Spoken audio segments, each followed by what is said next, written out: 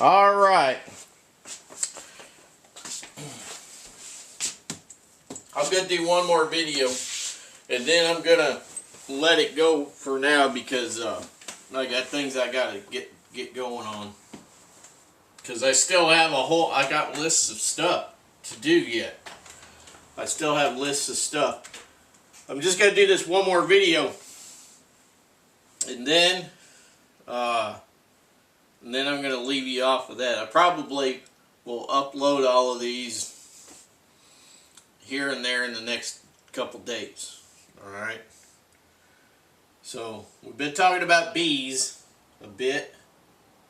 And I'm going to continue on a little bit with this video, speaking about bees and so on. And then I'm going to get to work. So anyway, I left off with the bees. I told you, I said, there are 4 different types of bees that I consider the best bees to have. Because, especially if you are treatment free, which I would hope that most of you would start moving towards treatment free, because that is really the way to go. You know, mankind interfering with God's creation is not good. Okay, no good can come of that, because it's just making bees weaker. It's just making weaker strains of bees. You know, they're trying to like breed out, you know, aggressiveness, and that's the wrong thing to do. That is absolutely the wrong thing to do. You're going down the wrong trail. All right. We talk about bushcrafted survival on this channel. Bushcrafted survival are vast subjects. Okay. They are vast subjects, and we just got done talking about a lot of survival stuff with the Minuteman series, okay, because we are trying to survive and keep our freedom, right? And now we're talking a little bit of bushcraft stuff with the beekeeping and bees in general. Now my knowledge is a bit archaic because I hadn't kept up with it, but I'm getting back to it because I'm going to start keeping bees again so that I can reap the benefits of some good honey, right? So, because the really good honey with the bee bread and which has a lot of you know, you know, the darker honey is the best one to have because it's got all of that stuff in. When we talk about, oh, local honey is good for you, you know, for allergies and just overall health and blah blah blah, okay, that's a very generalized thing.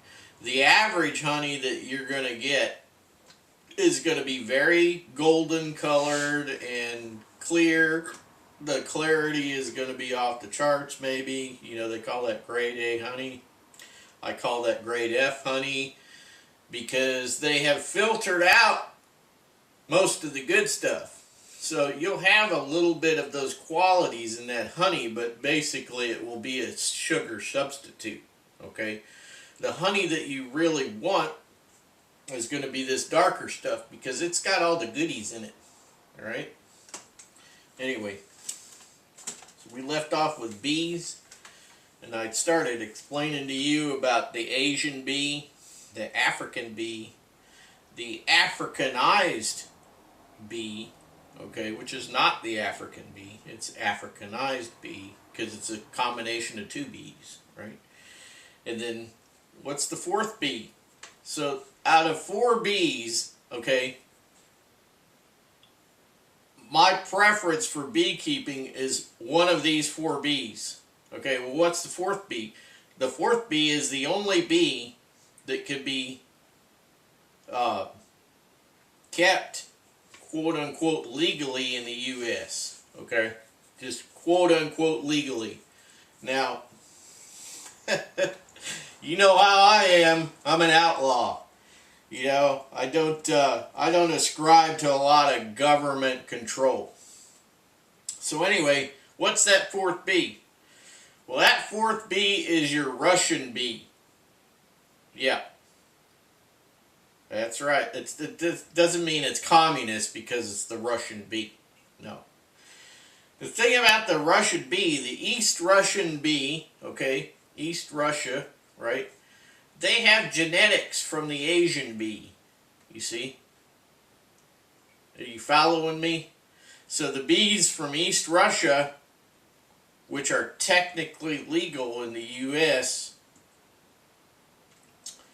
they have genetics that came down from the Asian bee. So you had the African bee, and then you had the Africanized bee, right? So the Africanized bee got genetics from the bee directly from Africa. Well, the Russian bee got genetics directly from Asia. Okay? Now the Africanized and the African bee are quote unquote illegal in the US. Maybe illegal elsewhere, I don't know. Asian bee, illegal in the US. The Russian bee got genetics directly from the Asian bee. Now, what does this mean to us?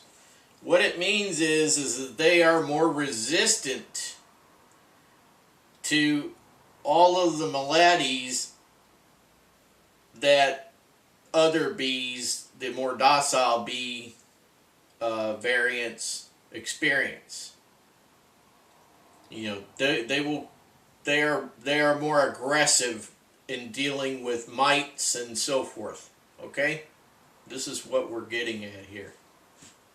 So, if you want to stay in the good graces of the government, and you want to be a licensed operative, and so if you want to go all that red tape and all that baloney, then Russian bee, a real Russian East Russian bee, that's what you want to go with, right? Because this is more aggressive. It's a more aggressive bee. Now, there are people out there that have taken Russian bees and they have messed with them and made them more docile. Well, in my opinion, then it's no longer an East Russian bee. If you mess around with the genetics and you bred that aggressiveness out and they're docile, you might as well just have a honeybee from Italian honeybee. You might as well just have Italian honeybees. Okay? You're just wasting your time with Russian bees altogether if you get Russian bees that are docile because it's been bred out. That aggressiveness is what helps you deal with the mites, guys. The mites and other things that are attacking your bees. The aggressiveness, that aggressiveness is what is what is causing them to be able to deal with these issues. Okay? Now, if you disagree with me, I can only say that you are going to be disagreeing with me out of just because you want to disagree. Not because there's any scientific fact to you wanting to disagree with me. Okay? Because the scientific fact is actually on my side. Okay? So all of the scientific data from the 80s, actually earlier than the 80s. The 80s is when I started, a bit of research on bees. Okay? I've researched things that other people research. So I have learned things because of other people, scientists that studied bees. Okay, so I learned things from them, and now I'm telling you. Okay, I'm telling you because for several reasons. Number one, now I have the time to keep an apiary and have my own hives and so on, and we have less pollinators around here. Probably because of all of the chemtrails and other nonsense that's going on in the world. But over the past 3 to 4 years or so, 5 years, I have noticed a decrease in bees around the property, and it's becoming harder to get good crops because there's not enough pollinators, even butterflies. Okay, so now I used to have a bunch of patches of milkweed, and I had more butterflies. Now I have less milkweed and less butterflies, and now I'm gathering milkweed seeds and I'm getting that sorted out. But I'm going to start with the bees because I need the bees to pollinate. I got off on a tangent again. So, but we were talking about the studies on bees as far as fierce bees go, and I'm a proponent of fierce bees. Okay, I am 100% behind keeping fierce bees. If you could go out with a t-shirt and screw around in a beehive, you got the wrong bees. I have 2 suits. Okay, I have 2 bee suits, right? I just got another one recently. So I just got another bee suit recently, and full suit. I've got 2 sets of gloves, and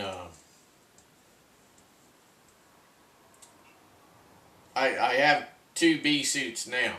Okay, and they're different sizes, and I'll tell you why. Because I started researching suits again recently because I've been thinking about doing an apiary and so on. I had started researching suits again about 2 years ago, and 2 years ago forward, I get quite a few bald-faced hornets and other hornets, things like that around the property. So I thought, you know what, I just need to get a suit, get a new suit and deal with these hornets. So I got a new suit, and then I started learning about the Japanese giant hornet, which has a 6mm stinger and can get, if it hits hard enough, it can get through a bee suit. And I don't want that. I don't want to die. Okay? I don't want to die. If you get enough stings, you can die. And so I thought, well, let me see what they're doing over there. So I checked around Asia. And they do have suits, but they got battery-powered ventilators and the whole 9 yards on them, and you can't find anybody that actually, is reputable that you could get one of those. And I thought, well, you know what? I don't have Japanese giant hornets around here, and that's going to be a thing in the future probably in the States. But I don't want to invest a bunch of money in a suit right now that I'm not going to use. So I thought, well, distance is our friend, right? Distance is our friend. So all of your modern ventilated bee suits are hornet proof, regular hornet proof. Every hornet except for the Japanese giant hornet, they are hornet proof. Right? Bee suits are hornet proof except for the Japanese giant hornet. Okay? I got another minute, so I'm going to wrap this up. So, and it's only 1mm difference between the thickness of the bee suit and the Japanese giant hornet. So, your modern ventilated bee suits are 5mm thick, and the Japanese giant hornets stinger is 6mm. So you got a whole 1mm, right? So I thought, well, screw that. So I just got another bee suit. So, and I got them 2 sizes. And what I do is, if we ever get to the point where we got Japanese giant hornets and I got to deal with them, I will just put one bee suit inside of another and then get into both of them, and I'll have 10mm of protection. Right? There you go. Alright guys, I'm going to let you go with this one. We'll come back at you in another one. I want to talk about one more thing, and then I'm going to leave the bees for a bit. Catch you later.